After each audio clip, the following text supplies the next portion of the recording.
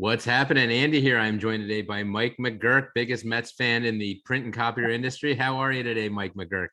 I'm doing great, Andy. Doing great. Great to see you. What's happening out in you must be out in Scottsdale, or are you in San Diego? I know you float back and forth. I'm still in Phoenix. I'm going to SDG meeting in Omaha this week, and then a couple of cities I'm traveling to, and then I go to San Diego, so I won't be back in Phoenix till September. Oh, it's probably not a bad thing for you to get out of Phoenix for this summer, I'm guessing. I will actually be there in a few weeks, in about a month or so, for the Jillian ride once again. Yeah. But Yeah. we're here to talk about you. We're here to celebrate a very long and storied career that is hitting its next phase, shall we say. So you just had a really, really nice retirement party from Flex. And I'd like to talk to you about that. And I couldn't make it, unfortunately, but a lot of our peers and colleagues and friends were there. You are officially retiring from your role, yes? Yes, I retired from as president of ProCopy on April 1st, and I'm staying on in a lesser role with Flex, working directly for Frank in doing things like helping with acquisitions, helping with integrations after we buy companies, vendor relations, and staying active in the industry. So, I'm president of the BTA West, so I'm staying on that, and I'm staying in SDG, not as the member. I'll be an associate member, but staying busy with that group. It's such a great group. Yep. That I've learned so much from, and so I'm really looking forward to staying in that, and going to all the BTA events, going to all the meetings, getting our name out there, and making sure we stay on top of people's mind when they're thinking about selling. Now, ProSource was your company. You sold ProCopy. I'm sorry, ProCopy was your company. ProCopy was your company, and you sold that several years back at this point, and then you sold that to Flex, and then you became part of that Flex family. And how long ago was that? Well, we sold at the end of 2016, so I had really 5.5 years that I stayed on as president, which is pretty long. I mean, yeah.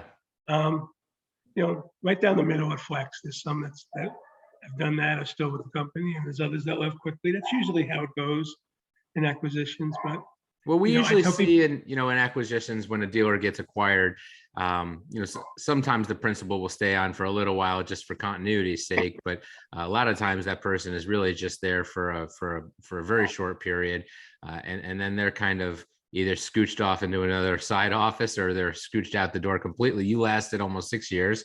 And, it seems like that's the model for Flex, right? You guys bring in, you acquire. We were just talking about a San Diego company that was acquired by Flex last week, a friend of yours, Kevin, right? And so It seems that a lot of these presidents and leadership from the companies that get bought, they tend to stay. Now, could you talk to that a little bit about Flex? Or am I putting you on the spot? Is that just typically a Flex strategy? That is always the plan at Flex. It doesn't always work out that way. The plan is for the owners to stay on and run the companies, and we integrate some back end stuff, but pretty much, the job stays the job. And so there's really a two-part answer to that. I stayed for 6 years because my company performed, and we actually got better at Flex.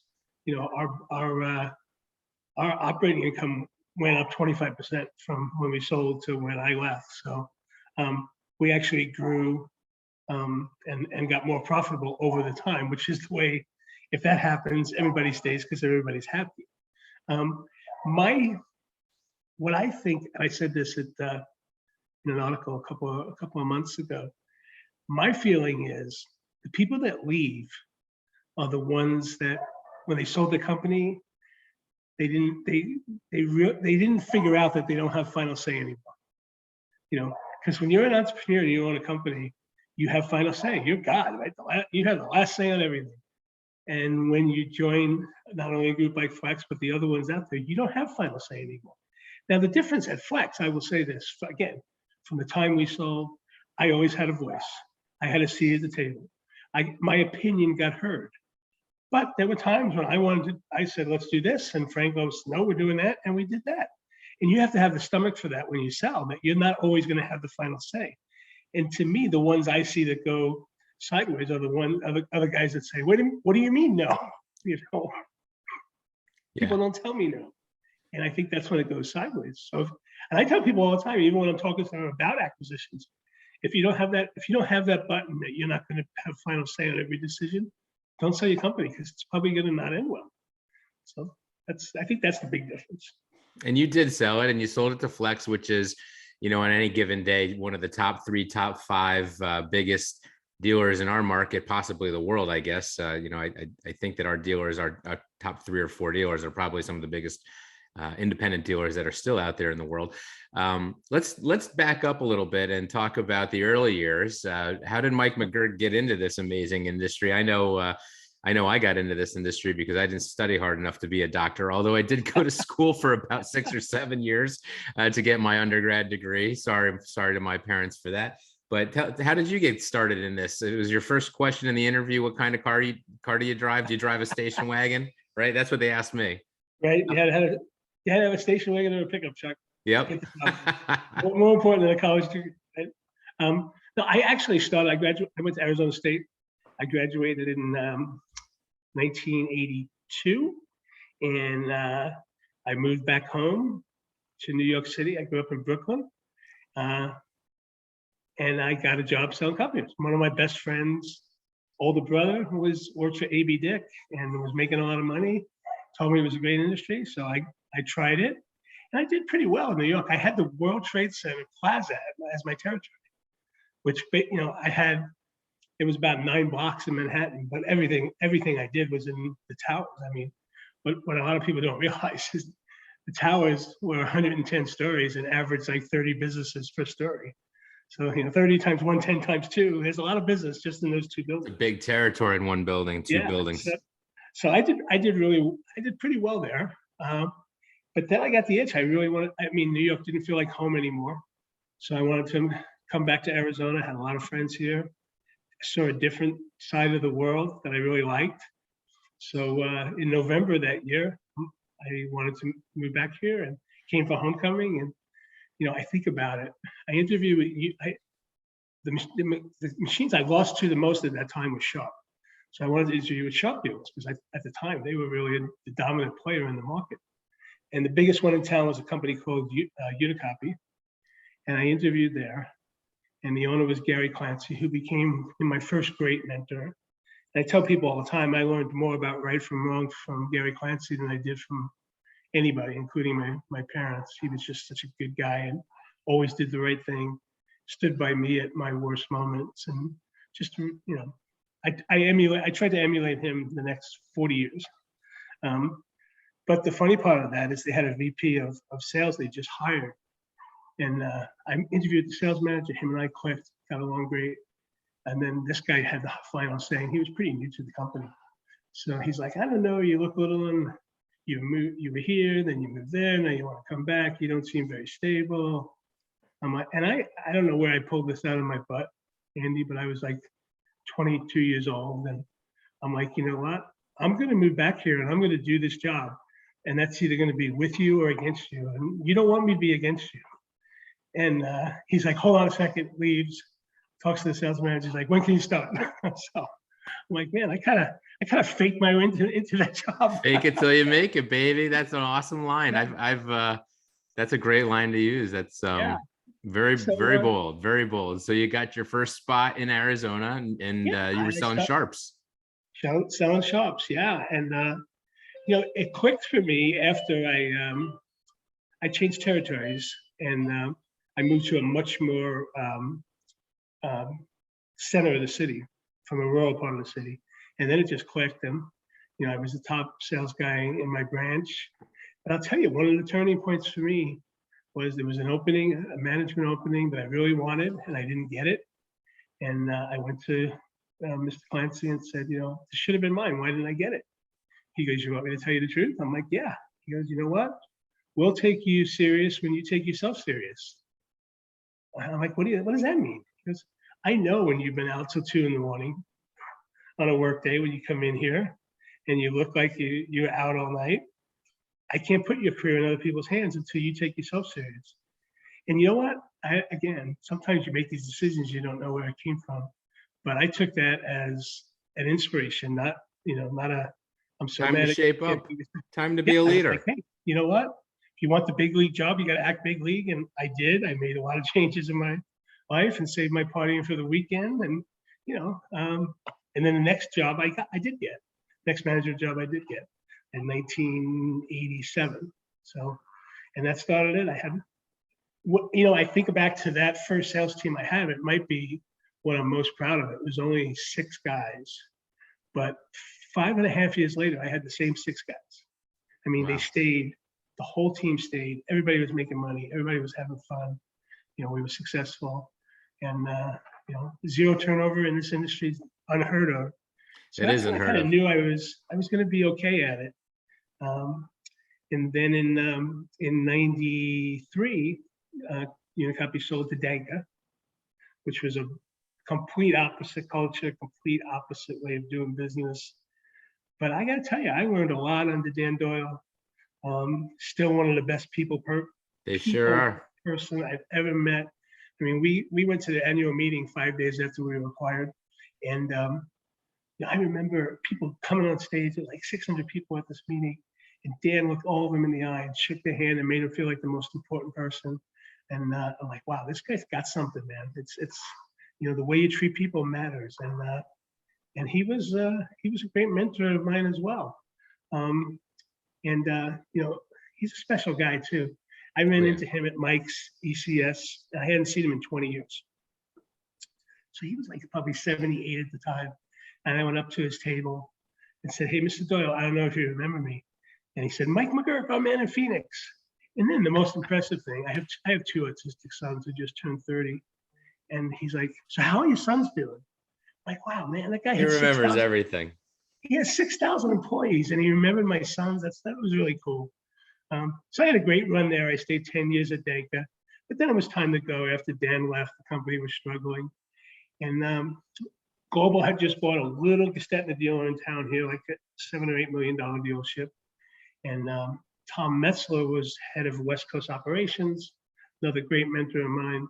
And, he heard about me and so he interviewed me for VP of sales. And then in our second interview, he said, you know what? Our whole program is built on local, and we're never going to win in Arizona if a guy from Sacramento is running it. Would you be interested in being president? I was like, sure. He's like, well, you got to fly out to Florida and meet Tom. So I flew out, met with Tom, had a great meeting with Tom. Tom consulted for Unicopy during his consulting time, so I knew him a little bit. But we had a great interview. And I guess before I landed in Phoenix, the 3, I always say the words that changed my life, Johnson told Metza, he's our guy. So then I got that job at Global, and the $9 million company turned into quickly $17 million. We bought an $8 million Canon deal. So we had Canon in Rico, in Arizona. Right at the time, Icon had sold to Rico, so they weren't selling Canons anymore. There was a big void. And we turned that 17 million in 5.5 years to 37 million. Ooh, and it was one of those integrations that went so well. A year into it, you couldn't tell who came from which side. Everybody just, pulled the rope and grew the company. And we just had as good a run as you can have. In 2007, we were the company of the year at Global, the individual company of the year. And on my birthday, April 1st, 2007, Tom announced the sales to Xerox, which I totally thought was a April Fool's joke, by the way. But no, it was real. And I did very well financially on that due to some stock options that I got over the years. But at the same year, we had bought Imagine Technologies, and they had a company in Phoenix, and we integrated that. And probably as good as that one, as the first one went, this one went as bad as it can go. They all left that. All the principals left, and we got in a lawsuit and non-compete stuff, and it's just not good.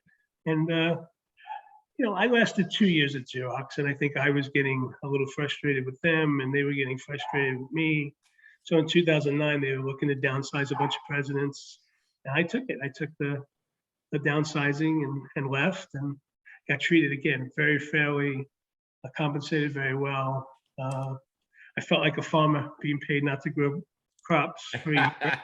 So I had a 1-year non-compete that I sat out. And then I got a couple of different offers, including one from Flex, because Frank and I were buddies from Global, and he was just taking off then as well. And literally right next door to Flex at the time where they were in Tempe was a little company called Unicopy, 3 million in revenue, 12 employees. I knew the guy who started it, who became my partner, Tim Stevenson. He was a service manager with me at Unicopy and Danco, as was Kevin Marshall. We'll talk about that. And he said, why don't you come aboard? I'll give you shares. You can buy into the company. I think we can really grow this thing. And I was 50 at the time, or about to be 50. And for me, it just seemed like, hey, he has a great service team. They do a lot of cool things. They don't really talk about it. They need to talk about it more. But this could be something we can really grow. And I knew it was going to be my last thing. So I didn't want to, I didn't want to join a branch of a manufacturer, or even Frank. Frank had his team. I figured that this could be something I could put my stamp on. Tim gave me total control to run the company day to day.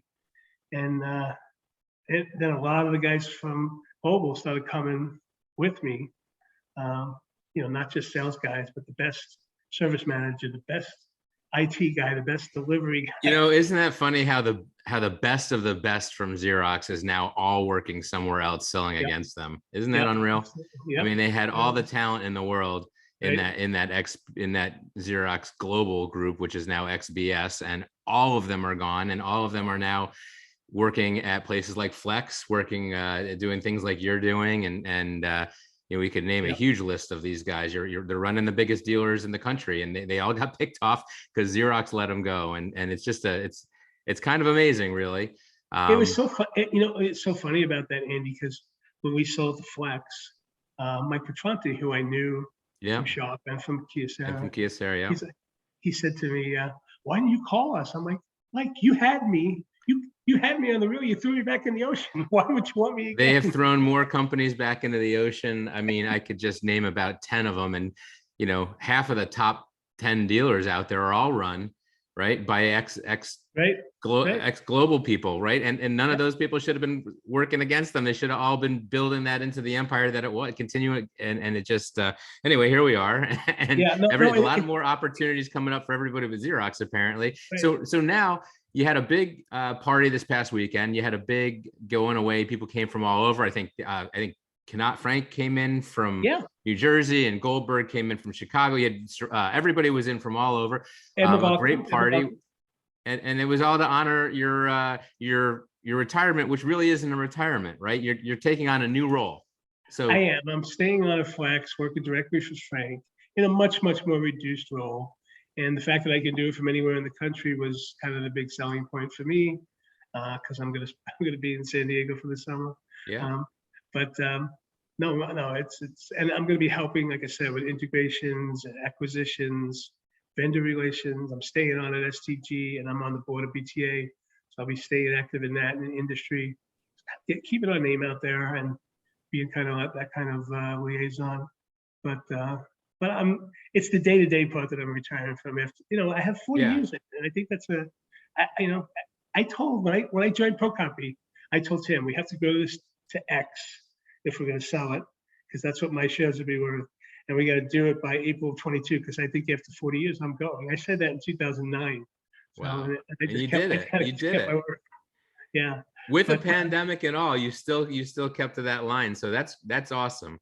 Yeah, it all worked out so great. And we were talking about people coming from across the country. I sent Frank Canada and Carol a thank you note for coming. And what I said in it, and it's true, like from a long period of my career, I was just a guy, showed up every day, worked pretty hard, got a couple of promotions. There's probably 5 or 10 Mike McGuirks in every market in this country, just like that, right? And then I got the big break at Global to be president. And so the last 20 years, I've been a company president.